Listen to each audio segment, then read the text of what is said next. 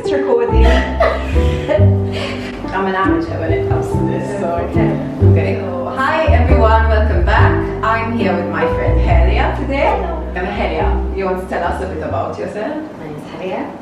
I've met this gorgeous lady in my classroom first time as my yoga student. Yeah, I was in yoga class and I was looking at Helia's tattoos and I was just like, I couldn't take my eyes off them, and I kept wondering what they meant to her. And so I got an idea and I said, okay, I'm going to start a mini-series about people's tattoos and what they mean to them. And I asked Helia if she would be interested, and she was, which was great. So That was an interesting question. I feel like nowadays with social media and everything, we see a lot of people with a lot of different ways of marking themselves, whether it's piercing, tattoos, but yeah, I think it's always been there as a way of expressing yourself. So I think it's interesting to follow the trend, how it evolves. let me tell you what interests me about tattoos. So I don't have any tattoos, but I look at them as self-expression, and I'm always curious. Why did someone choose that symbol, and why did they put it there, and what does it mean to them? Is it to remind them something? Is it a rite of passage? What does it mean? What does it mean to you? I feel the first one I got when I was 18, The one on your back. it resonated a bit with what you said as a rite of passage. Okay. As a right to own my own body. I was 18, I could do what I wanted with it. Technically, legally. What drew you to getting a tattoo? Like, what was? At that time, just the concept of owning my own body and putting whatever I want on it. Like Chinese dragons, the spiritual meanings behind it and stuff. It resonates with the phase I was going through in those years. So dragons symbolize this strength. I think that, a bit of like the backup strength that I'm going to need to go through these next stages of life. So that was the first one. This one is a little bit of a much later development, and this is something that even when I got that first one, I've always known I'm going to do this. So you knew you were going to do what? I was the space? Yes, Okay. I knew I was going to do the space. But you didn't know what was going to fill up the space? No. Did you know like what theme or what feeling you wanted to do? I'll explain the space. Okay. So space, Drink my wine. I have a natural tattoo. I have a birthmark I was born with. I noticed the There's color two shades of color on my arm. One is red, and I always felt like it was like a superpower, I wanted to decorate it. I felt like it was like a life map. So when I was working with this artist, I wanted to work around it, with it, but she found it really difficult to actually see its full pattern because the two shades are very faint. Like, unless I'm really hot, the red doesn't show that much. They needed to like half an hour on the treadmill and they were gone. So we settled on, actually, by this stage, the symbols that I had in mind and leaving it to fade, like doing it on top, and I'm actually really happy with how the colour looks around it. So then how did you choose the symbol? Did they come to you with time? Yes, but these we're talking over many years of life now. How old are you now? Now I'm 31. And you were telling me earlier that you've traveled a lot. So you were born in Sweden, but you have Iranian parents and lived in London or England, like where in England? A bit all over England. And you did your yoga training in India? I speak Farsi with my family, Swedish with my friends in Sweden, and English normally. The moon, it came to me from India, so that started like 4 years ago. Okay. I was traveling alone for 6 months, and for most of that time, the moon was my best friend. A few weeks ago. The moon was what caught my eye. When I was a kid, I always thought that the moon followed me around. Yes, that's what I started feeling in India. Okay, Exactly. it's So I felt it's there again. Like, hey, very cool. A friend in the sky. Exactly. So when I saw it, I don't know, there's something very playful. Takes you back to childhood.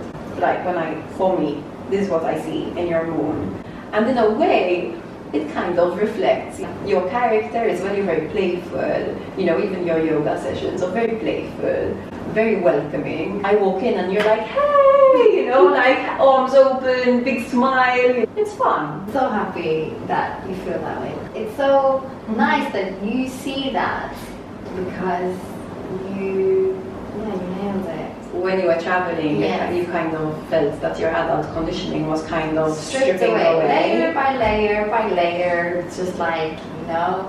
And what Right. was it? Just because was it being in a different culture and having to learn everything from scratch? You know, when you were a kid, that feeling, it's like now I resonate with that kid that would sit there and how she saw the world, the people around her, and would just be without much thought into being. Kids are just present naturally. It very much brought me back to just that. Being aware, Yeah. being in touch. In a way, that's Yeah. very grounding because like it's something that scares me about traveling alone is the fact that I'm alone. That's scary. I was shitting myself. It's funny because how I ended up traveling alone. I wasn't meant to. I was meant to go with like two of my best guy friends. We were all going to go around South America and Central America. Oh no, and they bailed. No, I bailed. I was the one that bailed and fucked up to India.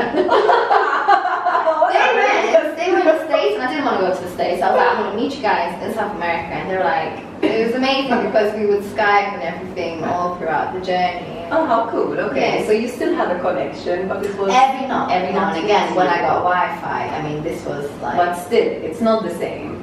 I mean, Wi-Fi connection, as in when But- you turn off the computer, you look around and you're alone. Yeah, and sometimes it was, you know, at certain places there was just no electricity as well, you know, so you're in a hut in the jungle and the only thing that's lighting up your world is the moon. So hence she was such a comfort. I chose the two fish because I had this dream of these two giant fish coming to give me a hug. They were my ancestors, Okay. kind of charcoal grey. Wow. Ugly looking things, you know, but they were beautiful to me in the dream. And they just came to give me a big hug. So for you, did it become a symbol of connection, belonging? No, it became a symbol of our origins, my Okay. origins. And it was funny, they came to see me within this dream where I'm seeing my whole life, bits and bits, flash forward, as if I'm going to meet them at the end of it. You were there. My biggest fear was being alone. Okay. But this was one of the fears I wanted to overcome by going. I wanted to overcome this fear. So Okay. yes, there was many times when I felt fear. But every time I was faced with one of them, it was like, here's the challenge, okay, buckle up, get yourself ready, be present, and go! Just go! Action. What's the worst that can happen? You know, that kind of whole, yeah, you're here, you might as well. What's staying with me is that you're speaking about noticing what you fear Yeah, and not running away from it. Just Yeah. saying, okay, I see you, yeah. and this is a challenge. Yes, and you know, many people write down goals and dreams. I do sometimes. But I tend to try to identify my fears more than anything. Most of the people feel their fears, but won't acknowledge that they're scared of this thing, or whatever it is. And then you end up with issues like insomnia or twitches or whatever, like. Most people don't want to admit that they're actually scared of something. Yeah. But you are. Yeah. So put it down on paper, Mhm. imagine the worst outcome, see how you can prevent the worst outcome, and then it's pretty okay, you know? It's such a propeller for creativity. Like if I just kind of like sink into it in a safe way, like not kind of go like, this is my worst fear, and kind of let it take over and panic me, like, which I can let it do, you know, especially at the beginning, I think before you kind of feel strong enough to kind of face it. But and for me, like opening a diary and just writing, like it's for me, it just feels Yeah. safe. I had to be okay with being alone. And did you feel lonely? Yes. Okay. Many times where I had to look at these amazing places, these amazing men, all alone, and have no one to share it with. Yeah. So how did the moon come into that? The moon would remind me that you're never alone. Just because a person isn't here, you're here. Connect with yourself. Look at this tree. look at this tree I'm lighting up. Yeah. So it was like stripping away all the distractions that I've conditioned to give my attention to and feel this connection with. And you know, you have to be around people to feel love. I was able, under the moonlight and in these surroundings, to feel very much connected. So does the moon symbol on your arm kind of remind you of this? Like I never see it. It's funny, I don't see it from my... It's true, it's funny. How come you chose a position where you don't see I it? don't know. I wanted it like that. Because again, its purpose was never to remind me of anything. It's like maybe the moon is meant to see it. So you want to tell me about the cherry blossom? The cherry blossom is more like a decorative flower in that sense. New beginnings, spring, rebirth. New chances. New way of living. Summing up, it feels very creative. Thank you.